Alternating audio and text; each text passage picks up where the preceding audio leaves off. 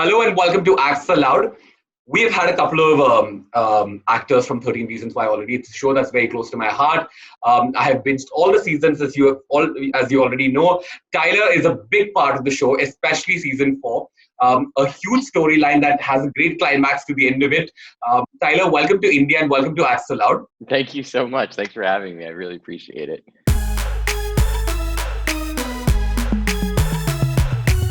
Tyler, right in the beginning, what do you know about India? Have you seen any content from here? What do you know about the country? Usually, people talk about the food that they eat. Yeah, big on Indian food when coming from New York. Obviously, I just moved, but great food.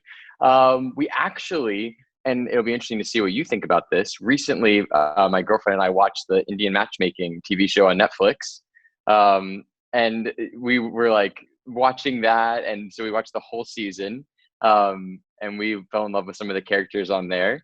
Okay, have but not visited yet. What did you think? What did you think of Indian matchmaking?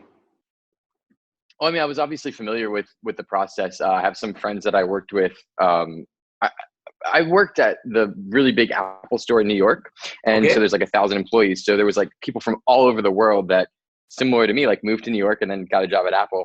And so a couple of my friends had already had arranged marriages, and we had like lengthy conversations and talked about them because I thought it was just very fascinating. And honestly, when you take your American ideas out of it, in a lot of ways, it makes a lot of sense. And your parents should probably pick the people you marry because they know you best, right? So going into it, I kind of already known all of that. And I love this show. I'm blanking on the woman's name. Seema. Yeah, she's amazing. I'm like, she's like my favorite aunt, you know, like I love her. I mean, apart from the fact that it is funny, because I don't think it's intentional comedy, it's just silly because like, it's not true. It's reality TV. Yeah, I mean, this is not how anybody like of our generation get married. Like nobody does this anymore. That's a very archaic way of saying this is what Indians do. And like, if I don't know if you noticed, like every time she went into like a house in LA or New York or wherever else she was going, she walked into the door and she said, "Hi, I'm Seema from Mumbai." Who the fuck says that? Like, are you filming something? I mean, they know where you're coming from. Who walks in the door? And like when she was in Mumbai, like filming, I was half expecting her to like walk into a house and be like, "Hi, I'm Seema from Mumbai." I'm like, what the fuck? Like, I love her. Yeah, love Netflix. Not a big fan of the show, but okay. Sorry. Yeah, unfortunately, I was curious actually to talk to you about it because I was like, what do they think? Yeah, but there was like a big uproar though, like a big uproar in like our generation because like the older generation's like, like this is how it happens anyway. But like our generation was like, what the fuck? Like, you know, we don't meet any like matchmaker to like get married. Well, that's so interesting, right? Because like it seems like the young generations all over the world are starting to be like, why are we continue to do this stigma or why do we continue to do these patterns when it is bullshit? Why are we doing this? And I love hearing that. The uproar was more like Netflix being an international platform, right? I mean, it's not like just India. So when you sort of put out like an Indian show for the whole world to see, like you watched it. Now you're a sensible human being who knows better, but like not everyone is, right? So people will be like, "Oh, that's how India works," but that's not the case. Yeah. So that's a great point. Yeah. Absolutely. Yeah. So that was the whole thing. But tell me, congratulations, you just moved to LA. I did. Yeah. That's fab. That's why I have an empty apartment. I'm still waiting. I mean, you've chosen like a great corner. You can't really figure out if it's empty or no. I'm sitting on the floor right now. We have one table, so I've put the iPad on the table. You know, we're good. We got good natural light coming in. Well done. I have like a whole studio set up in this one corner of the bedroom. I love it. We're all figuring out ways now in like, you know, the 4th or 5th month of COVID-19 that, you know what, we can do this. We can work from home, right? Like it's possible. But what's been the move like, Tyler? Because I'll tell you, like in India with the whole movie fraternity, there is Mumbai, which is like the hub of it, which is where I live. The whole industry is in Mumbai. That's where most of the filming happens. Like the industry works from here. So like a lot of the other states, people move from like other states to Mumbai to become an actor, which is kind of like this the scene there as well. You sort of move to LA to become an actor. But you know, Mumbai is also sort of titled the city of dreams, right? And it's a wonderful thing to say and all of that. But like people don't really talk about like the struggle or like the parts where dreams aren't achieved or like the periphery of it, where like it's just fucking expensive and difficult to sort of survive, right? Yes. What does it take for an actor to sort of move from like their hometown to LA and find work? Oh, I think it takes I a mean, it's a little special kind different of for you because you crazy. sort of moved here after like 13 Reasons Why and stuff like that. But like, Yeah, well, but when you you, know, I moved from North Carolina, and that's kind of, you know, just a regular town, has some big cities, which I was from a bigger city in North Carolina, yeah, but still very much so suburbs. And I moved from there to New York City. That was yeah, because you, as an actor in the States, you can kind of go to New York City and try Broadway and TV and film, or you go yeah, to LA and just strictly do Broadway or just do TV and film. And I didn't want to be far away from my family, so I stayed on the East Coast.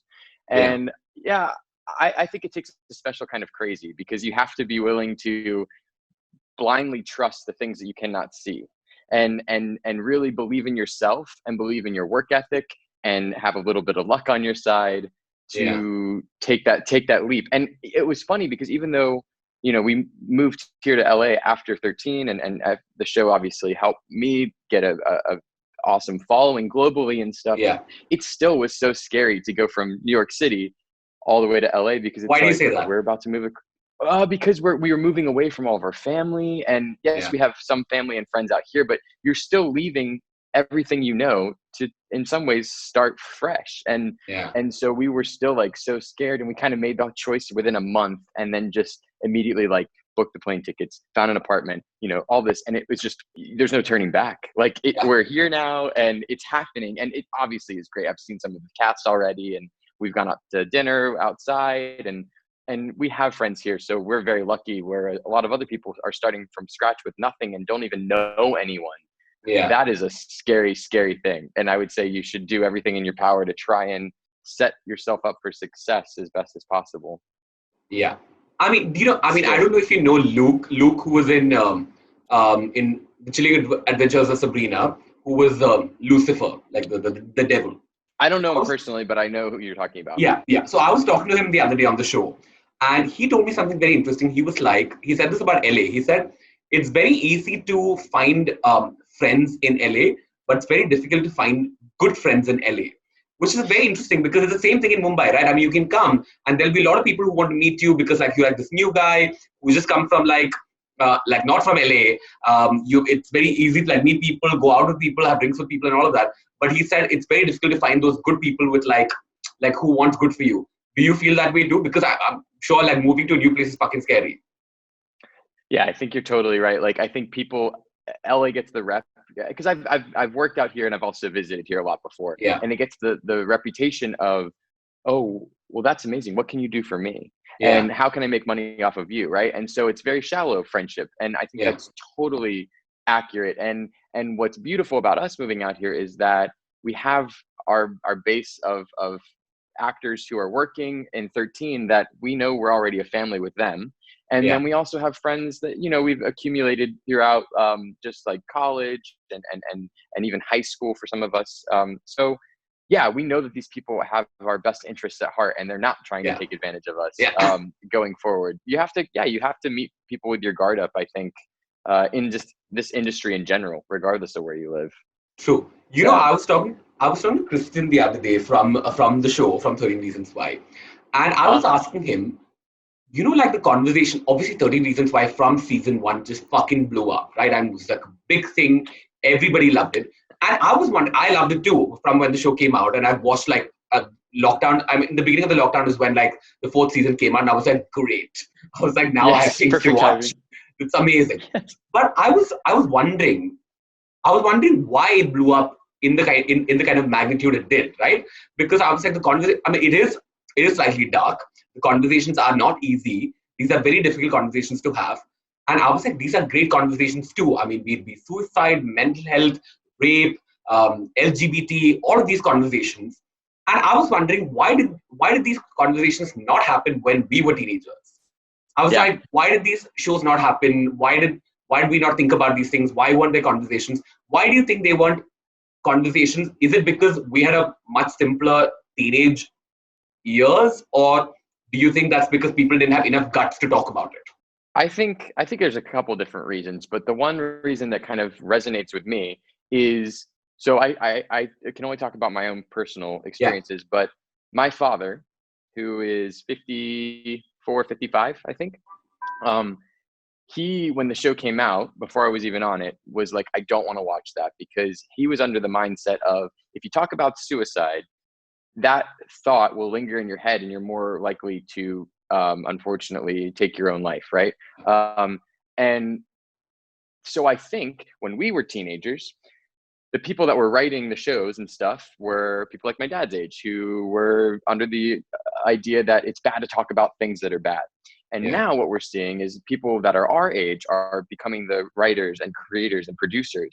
And we also know more information now than ever with mental health, that no, actually talking about it and starting a conversation and actually getting the professional help and working through it is the most healthy thing you can have. And so that's where I think we start to see these shows, which, 13, I'll be the first to say, it doesn't tell you how, if you're feeling this way, how you can fix it, right? We still encourage you to seek professional help, right? But what it does do is it gives people like my dad the ability to have younger people say, no, this is actually what it's doing. It's creating a conversation, and I want to talk to you about it. And I think that is the best thing that this show and other shows that have gone on in the footsteps of 13 have been able to do.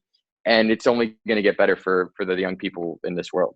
Yeah, 100%. And I love that. One of the top leading actors in the country allegedly committed suicide. The investigation is still going on. But he is in like industry terms, what you call an outsider, because he didn't have family in the industry. And Bollywood in general has a lot of, a person who wants to become an actor has a lot of advantage when, because in India, it's a heavily family-run business. Like, you have a lot of families that run the industry, and if you're a part of any of those families, or you're slightly associated with it, you have a lot of advantage. And he wasn't one, and he became like a really big star, coming from outside that space, that group of families. And he made it. Now there's a case going on, so nobody knows. The investigation is on, but the conversation is on an uproar, right? Everyone's talking about how it's difficult for an outsider to sort of come into the industry and make a mark for themselves. What is the conversation there when it comes to nepotism?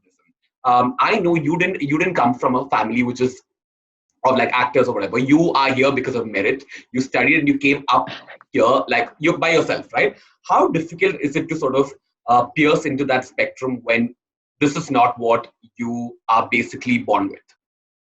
Yeah. Well, first of all, I think nepotism is everywhere, and you don't have to look past the White House in America to see that, right? Like, it is absolutely in Hollywood as well. I think the thing for me that helped me overcome that was, those people that have the connections, they will get their foot in the door first, and they will be seen first.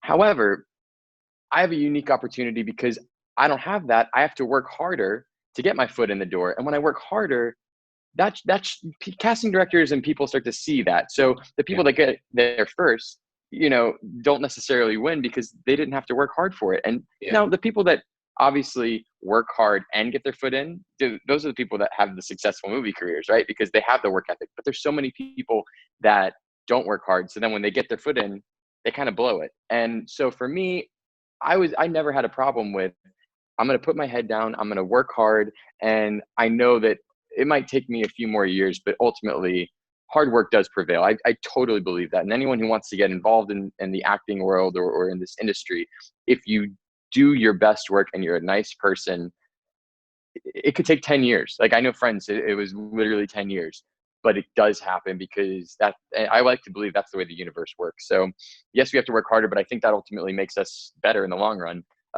opposed to people who maybe don't have to work as hard. But is that frustrating though, Tyler? Because when you're like working really fucking hard and like you're sort of like trying to get that one job, right? Especially in the beginning, I'm hoping, because then you're like, oh, like, I know what I'm putting into into this, and I know what I'm bringing to the table. But then, like, what also happens here is, like, you're probably offered the role, but then, like, at the end, like, suddenly there's like what you call a star kid, because like you're like the child of like an actor or whatever. They get it because like they have connections or whatever. I mean, is that frustrating though? Does that make you feel like, what the fuck is going on? Yes, but I tend to, like, I think you have to be an incredibly positive person to have longevity in this career, right? Because there's some days where I get so angry, but I also remind myself, okay, right now there is someone more attractive than me and there's somebody more talented than me. And yet somehow I still got the role of Charlie St. George, right? Like I know some of the other guys that were up for the role, and they are more attractive and have more credits and are better than me. But for some reason, the cards aligned. And for that day, I knocked it out of the park and I got that role, right? So I'm always appreciative and know that whatever I've already been given or worked for in this world, it wasn't mine, right? Like I had to work for it, and there was somebody better that they could have gotten. Maybe they wanted that person, but that person wasn't available because they're working all the time, right? So I think you have to always reflect and be thankful for what you've been given, the opportunities you've been given. There's some projects that I say, I'm never going to book this, but if I can get a call back for this, and if I can get, some notes, then I consider that a win, because it means the casting directors and the producers like me, but maybe they're going to go with the guy who already is an A-list celebrity. And that's all right. Like, I get it. It's a business. We're all trying to get our investments back, right? So I think a positive outlook is something that it will help you and at least keep you sane because I probably do like 50 auditions for every one audition I book. Yeah. And if I think about the 49 that I didn't get, I probably would pick another career, but I don't. I think about the one that I got and the incredible opportunity that I had to tell a story, and that's what keeps you going. That's fantastic. I mean, I'm going to give you a compliment, Tyler, so take it. I mean, I really like your vibe. Like from when I started talking to you on like Instagram, I was like, you're very humble, you're very kind. So now I don't know if this is like a persona that you're putting on just to talk to people, but like, no, that would be exhausting. Yeah, I know. But I like the vibe. It's really cool. I appreciate that a lot. Now, you brought up your character in 13 Reasons Why, which is Charlie St. George. I want to talk about so obviously you're a straight guy who's playing a gay character, right? I mean, that's been like a huge conversation, which I really appreciate also because, I mean, we still as a country in India, we're still getting there where there's a mainstream actor who's straight who would play like a gay character. There are a couple of movies coming up. There's one that came up, which is great, but we're still sort of like battling like the mainstream part of it. Yeah. I mean, and also for me, like growing up, I've always wanted to see like a character who's gay, but it's not caricaturish of the community, right? Where everything that he would say is like feminine or like effeminate or whatever. With you're like a soccer player, like in the school, popular, also but happens to be gay. How important was it for you that the character that you played, who's gay, is just like being gay is only like just like a matter of fact thing for the person? Yeah, I think when I started talking to Brian and the writers about this character, and when they kind of told me what their ideas were for season 4, that was the thing that resonated the most with me, is that, okay, we have this idea in the storyline that he's going to fall in love with Alex. And I was like, that's perfect. But they're like, but he's the quarterback. And so what we're doing is we're breaking all these stereotypes, because pretty much to my knowledge, every other time we've seen an athlete who is gay, he's always hiding it, and he's scared of it, and he oppresses it. And he doesn't want people to know, and he takes his anger out, like in 13, and with Marty's character, or in Euphoria, like you have all these toxic jock characters. And I think what was so beautiful, and what I've heard from fans all over the world, I have some problems though. Like I'm just like, I'm not attracted to someone unless there is toxicity. I'm like, oh, well, you're like an athlete, that's on you, and okay with it. That's not cute. I'm like, give me the problem. I'm like, let me fix you. May I recommend, if you stop looking for the problem, and you might have better relationships. But Tyler, I would make you. You should meet Alaya, who's my best friend. She's also like a really big actor in the country. I mean, you talk like her now. Like this is our conversation every day. When I'm like, oh no, when will I ever get into a relationship? And then she's like, break what you're trying to do, and then you will. Yeah, I think we all have to go through that phase of like, I'm going to fix you, or I like this. But ultimately, when you say fuck that, and then you just find someone who vibes with you and has like the same ideals as you, life is so much easier. But I just think, back away from my love life. No, I love it. Look, we'll talk afterwards, and we'll talk about what's really the underlying. No, I just think it was really important for us to break the stereotype, because we wanted everyone to feel represented. And I've gotten so many messages from people like, wow, it was so great to see that, like I feel the same way. I play sports and I'm afraid to come out because I don't want people to judge me, and that there's that kind of culture.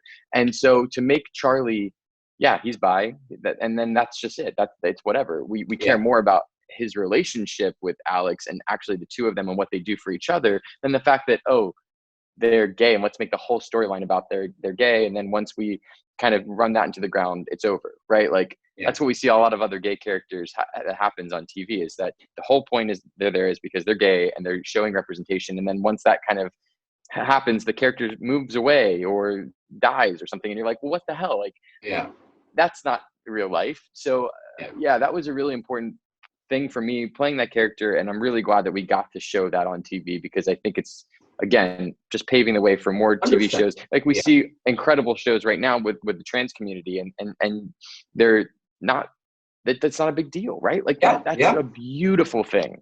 Yeah. You know, because that's real life. I mean, in terms of like the TV and the content that's coming out, I think we have a lot of really cool content that's coming out.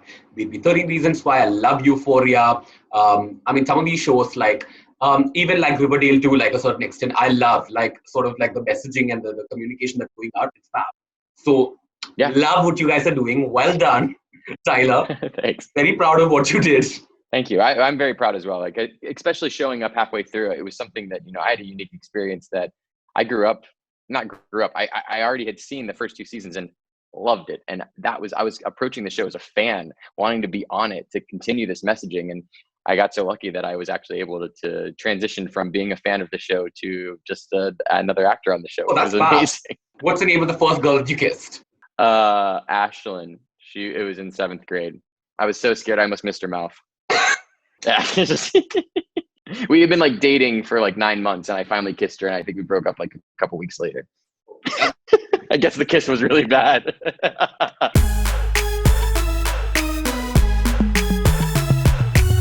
Now we're getting into the fan questions. We put out a story asking your fans to send in questions. There were a lot of questions. A lot of them were, let's take the part where they kept asking if you're gay. We have sort of taken that myth out. You are not. Yeah. Why are you making that? My God, such a tease. Did you just make a puppy face for the people who thought you were gay, but you're not? Yeah. Sorry. Just playing into the gallery. Tyler, well done. Love is love. It's nice to have attention from both sides, if you're being honest, true. Right? Like we love attention. That's why we are actors, and why, you know, why you're journalists and stuff. Like we like that. So it's like, you can't be mad at it, you know. Yeah, I agree. I'm on the same page. Okay, She's Heaven.send is asking, if you guys were to continue 13 Reasons Why, what do you think the plot would be? Oh my goodness. Well, most of the cast has already graduated, so I guess they would follow them in college for the most part. I was a sophomore, so I would still be 2 years of school. That could be a spinoff, you know, Charlie's life and where Alex comes and goes.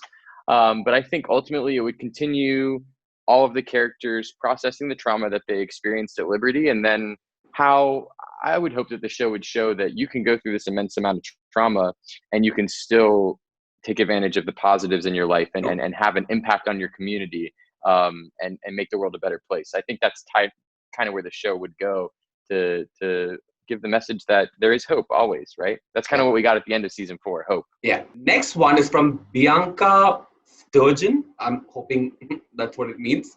Was there anyone in the cast of 13 Reasons Why that you were intimidated by at first? Oh, yeah. Absolutely. Ross Butler. Why? Well, like I said, I started... We Asians are a little intimidating. Do what? I said we Asians are a little intimidating like that. No. It's just because I started this journey as a fan to actor, and the first day of filming for me was the first day of filming for season 3, and I worked with Ross and Alicia, so Zach and Jessica, and I told myself going into the process that I was going to do everything in my power to not be annoying. So I was just going to sit there, take it all in, let everyone come to me, because that's my style, and I knew if I started talking, I would come off as a fan, right? Like, so I didn't want that to happen. And I just remember sitting in the green room and just like looking at Ross, and I was just like, this dude, like, cause you know, he had come from Riverdale and now he's this huge character in 13. And I knew that he was getting ready to, you know, do Shazam and stuff. I was like, this dude has exactly what I want. And I admire him. And so, yeah, I was intimidated by him. And then we quickly became really good friends. And even at the end of season 3, because I was flying back and forth, I actually stayed in his apartment while he wasn't there. He was just like, yeah, you can just stay. I love that. And he housed me and my girlfriend this past week before we could move into our apartment in LA. So we've become really close friends. But yeah, I remember first meeting him, I was just like, thanks, Ross Butler. He's a sweetie. Of temperability. I think that's what the username is. It's asking. If Tyler was down to have a boyfriend, who would you want to see him with? Now, I don't know if this is directed towards me, but I will change the question up and ask you, if you had to, in your real life, if you had to date someone, okay, a guy, if you had if you had to have a boyfriend in your real life, who's 113 Reasons Why cast member who you would date? Oh, 13 Reasons Why you're being that specific? Yeah, I'm like drama. Oh man, this is going to be tough because then all the other guys are going to be jealous. They're going to be mad I didn't pick them. Honestly, if I had to be with one of the guys, you can't pick the one that you kissed on the show. No. Yeah, but see, I already know he's a good kisser, so that's not. Let me see. If I had to pick one, this is. Damn it, I hate this, but can I pick 2? Yeah, go for it. Yeah. Okay. First one is easy for me. It's Ross because he's the jack of all trades. He's handsome. He's very loving. He's emotional. He's a good cook. When we all lived together, so it was me, Ross, Tim, and Justin. We lived in a house season 4. We'd wake up and Ross would be like making coffee, like with beans that he just got from some crazy place, and he's like trying a new temperature, and we're just like, he's like, "Do you want a cup of coffee?" And we're just like, yes, please. Like, so, I wouldn't mind waking up to that. That sounds great. I mean, yeah, like we worked for 6 months, but under those living conditions, I was like, this is all a vacation. The second person is a dark horse, Austin Aaron, who plays Luke Holiday, who's the blonde guy who had the steroid problem in season 3. And then he's kind of like the mean jock in season 4. Yeah. This man is the sweetest human, I've probably ever met. He has all these funny catchphrases, and he is just like people say like Charlie's a golden retriever. Austin Aaron, Luke Holiday, is a golden retriever. This guy never was sad on set. He always made everyone happy. He is a hell of a golfer. Like, we had so much fun together with him, and I would marry him too. He's a hunk. Fantastic. Fantastic, Tyler. You're a sport. I love that you've named these people. Last segment, Tyler, is a game, and it is the name of the game is supposed to elicit a certain kind of response. So don't be restrained. The game is called a quickie. Oh, okay. I'm good at these. No, I'm just kidding. These are simply. Did you say you're good at this? Yeah, this is all I know. No, I'm just kidding. Yeah, let's not. I mean, it's difficult for me to play this game during the lockdown, considering I live alone and my building doesn't allow people to come in. But it's fine. Living with your girlfriend in LA should be fine for you. Oh no. Okay. Oh no. Okay, we're starting. These are very quick questions, and you have to answer them quickly. Oh gosh, this gives me so much anxiety. Let's go. What was the most rebellious thing you did as a teenager? Underage drinking. I got a ticket. Yeah, I'm guilty too. Who was your first celebrity crush?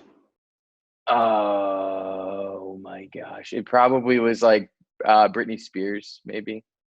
Oh, okay. It was one of the first albums. Remember we had CDs? I remember having a CD and I was like, this woman is so attractive. See, can't relate, but sure, I get it. I was tiny. I was a tiny child. I don't really, okay, I know this is supposed to be fast, but I don't really like actors or actresses. Like, I just don't really gravitate towards them. So when I was younger, it was music and yeah. Anyway, sorry. Perfect. Got it. Quickie, Tyler. Quickie. I know. What is something no one knows about you? Not many people know that one of the only times I got in trouble in grade school was in kindergarten when I kicked a kid for stealing my blanket. It was like one of the only times I ever got sent to the principal's office, and I was in kindergarten. I love that. It took a long time to come up with, but a lot of people don't know that. And Corey McMillan, if you're listening to this, I'm sorry. I think he probably deserved it. It's okay. It's fine. I mean, if you couldn't come up with anything, I was gonna be like, what's the name of the first girl that you kissed? Ashlyn. It was in 7th grade. We're giving a lot of shout outs to a lot of people. Yeah, at the Valentine's Day dance. Yeah. I was so scared I almost missed her mouth. Yeah. We had been like dating for like 9 months, and I finally kissed her, and I think we broke up like a couple weeks later. I guess the kiss was really bad. I didn't want to say it. I didn't want to say it, Tyler. You said it yourself. It's not like I'm not taking the responsibility here at all. Hey, look, practice makes better is what I've always believed. So obviously I had no practice. Now I'm better. What is something that you hate that everyone loves? I hate putting cream and sugar in my coffee. It has to be black. That's the only way I can drink it. And everyone loves creamy, sugary coffee drinks. Absolutely not. I mean, can I say something weird that I do? Like my black coffee, like usually people like drink it like just coffee, right? Even in my black coffee, I need sugar. It's a big problem. No. Yeah, I need sugar. That's wrong. Yeah, I hate it. I can't I can't even drink it. Like if you put sugar in, I'm like, oh God, this hurts my head. Weird. There's a lot of other things too. I'll have to create a list for you of that one because I'm like very strange in certain things. People are like, wait, you don't like this? I'm like, I also freaking hate when my food touches other food. A lot of people don't mind that. Absolutely not. What do you mean by that? Like if you have like a plate and there are like different like kinds of food on your plate, it can't touch. The juices of one thing better not go with the other. And also smoothies. Like when people make smoothies and you put in the fruit and the vegetables, the spinach, and then you pour like water or juice. I can't watch a smoothie being made because I think it's absolutely disgusting that the water is going in with the spinach, and I'll drink it. I think it's delicious, but like I cannot make them for that reason. I want to throw up and gag. Just off topic, how's your sex life, Tyler? Because it seems stressful to do anything. No, it's good. It's okay. It's okay. I have these things, and it's so funny. It's like I cannot. I know can't do it. And then it's up here. I have problems. We all have problems. Oh my God, stressful. But I will help you get the help. Okay. Now, what is the last thing that you texted Justin? Justin from show, which basically is Brandon Flynn.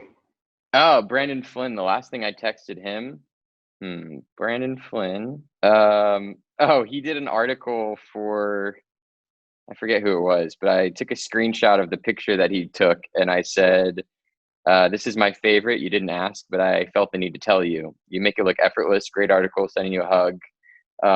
Unsure about COVID, but hope to see you in a few weeks. And then he said he loved me. I mean, on that note, like a big shout out to Brandon, because I think he's been doing a phenomenal job at sort of advocating what he believes in. I have had a lot of actually lengthy conversations with him over FaceTime about who he's working with and what he's talking about. I think it's really, really important. Yeah, very cool stuff. Tyler, what body part of yours are you the most proudest of? I love my smile. I was told when I was in middle that's school not that a body part, as in like it's my teeth. Your teeth. Yeah, no, like my smile, my teeth, because I was told I should get braces, and I was in like the 8th grade, 9th grade, and I was like, no, I want to be an actor, and I want to have the little bit of gap because I think it gives me character, and it makes me not look like everyone else. And I stand behind that decision to this day, and I'm happy I did it. So it's one of my favorites. Well done, proud of you, authentic, genuine. Tyler, well done. Okay. What's the most romantic thing you've done for your girlfriend? One thing that when we first started dating and I was still working on season 4, is she loves penguins. And I randomly found like a giant stuffed penguin and sent it to her with no explanation. Oh no, that would be way, way cooler. But unfortunately, I don't have those resources. Yeah, it's not good for the planet. But I bought her a giant penguin, and we named it and everything. So that was kind of like our first little child. His name is Bedford, and he's a cutie pie. We sleep with him. But I don't know. I try and not do a specific thing. I just try and always be. Yeah, fair enough. Yeah, 100%. Okay, and finally, Tyler, what's your favorite thing to do alone? I have recently taken up running. during quarantine. I just think it's been a fun way to decompress. So when we were spending time in Miami and we were with family, and then even now, it's the perfect time that I can go and be with my thoughts and think about things. I think about world issues. I think about my own personal health. I think about my like mentally where I'm at. And it's a really nice way of also doing an activity that you feel good at the end. So that's like been one of my favorite things to do. And I don't like doing it with other people. Every time I run with someone else, I'm either going too slow or I'm pushing myself too hard, and then I cramp. It's not fun. So I'm always like, people like, oh, I'll go running with you. I'm like, no, you won't. I'm going to go by myself. Thank you. Fantastic. Didn't relate with you when you said you're a crush on Britney Spears, nor did I relate with you when you said running is something that interests you. Cannot. This body can't take it. I can't really take it either, but I'm trying. Physical health is like so hard. No, but listen, we also kind of figured out that we're not very good at quickies because we both digress, and we've had like a long conversation. I am the worst. I'm the worst. I always do this. They're like, okay, you're going to answer really quickly. I'm like, that's what you think, but I'm not, because I can't. Yeah, I mean, I'm supposed to I'm supposed to keep the time. I can't do this either. Like people sometimes together I talk for a living. So yeah, right. Like you're like, I can't make it fast. Yeah, we didn't help each other there, but it's okay. That's fine, Tyler. I think you did very well. Thank you so much for coming on Axel. I had a great conversation. You were a very chill guy. I like that vibe. I sort of like got the vibe from when I started talking to you on Instagram. So that's great. And it felt better now that I've spoken to you face to face, even though from two different corners of the world. But that's cool. All the best to you, Tyler. I can't wait to see more of you. I know that you already have another show which is out on another OTT platform. So that's great too. People should watch that. What is it called? Yeah, it's called Tales from the Loop, like Loop. It's on Amazon Prime, and it's a fun sci-fi 8-episode show. It's worth watching during quarantine. Tales from the Loop and 13 Reasons Why. Most of them on streaming platforms right now, so you must watch it. And send all the love to Tyler. And let us know if you like this episode. Tyler, towards the end of Axel Out, what we do is called the Axel Out Virtual Hug. Because, I mean, I would give you a hug anyway, but for the show, we will pretend like we're very sweet people and just extend our arms and pretend like we're hugging. And we'll take a screen gap now. Done. I was just doing awesome. This is the good angle of my face. Yeah, you got to find the angle. I found the lighting. I should have maybe like because my lighting is here. Because I'm like, don't even put light on this angle of my. I love it. Thanks for having me. This was such a fun conversation. Thank you. I loved it. Look forward to staying in touch.